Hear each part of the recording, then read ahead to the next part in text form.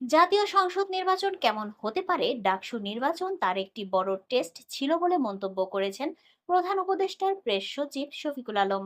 বৃহস্পতিবার রাজধানীর সিরডাক মিলনায়তনে সুষ্ঠু নির্বাচনের জন্য প্রত্যাশা ও চ্যালেঞ্জ, সফল নির্বাচন আয়োজনে সরকার, রাজনৈতিক দল ও নাগরিক সমাজের করণীয় শীর্ষক এক মতবিনিময় সভায় এই মন্তব্য করেন তিনি। মতবিনিময় সভায় বিভিন্ন রাজনৈতিক দলের নেতাদের পাশাপাশি নাগরিক সমাজের প্রতিনিধিরাও অংশ নেন। প্রধান উপদেষ্টার প্রেস সচিব বলেন, জাতীয় সংসদ নির্বাচন কেমন হতে পারে তার একটি বড় টেস্ট ছিল ডাকসু নির্বাচন। এই টেস্টে রাজনৈতিক দল, সুধী সমাজ ও শিক্ষার্থীরা ভালোভাবে উত্তরণ করেছেন। আইন শৃঙ্খলা সংক্রান্ত একটি ঘটনাও ডাকসুর নির্বাচনে ঘটেনি। আগামী জাতীয় নির্বাচন নিয়ে প্রায় প্রতিদিনই সরকারের বৈঠক হচ্ছে বলে উল্লেখ করেন শফিকুল আলম। তিনি বলেন, প্রধান উপদেষ্টা অধ্যাপক মোহাম্মদ ইউনূস বারবার বলেছেন নির্বাচন ফেব্রুয়ারিতেই হবে। সুষ্ঠু নির্বাচনের জন্য আইন শৃঙ্খলা রক্ষাকারী বাহিনীর ৮ লাখ সদস্য মাঠে থাকবেন। তবে ভালো নির্বাচনের জন্য রাজনৈতিক দল ও প্রার্থীদের সদিচ্ছা থাকতে হবে।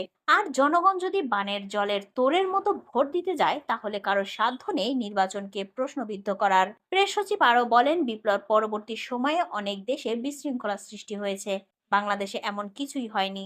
এটাই সরকারের সবচেয়ে বড় সাফল্য। ইউটিউবে এসে অনেকেই মিথ্যা বলছেন দাবি করে শফিকুল আলম আরো বলেন, ইউটিউবে যা হচ্ছে তা রীতিমতো ভয়াবহ। এখনকার প্রজন্ম সংবাদ মাধ্যম থেকে তথ্য নেয় না, তারা ইউটিউব থেকে তথ্য নেয়। সেখানে কেউ কেউ নিয়মিত মিথ্যা তথ্য দিচ্ছেন। কোন দেশের সরকার এগুলো সহ্য করে না।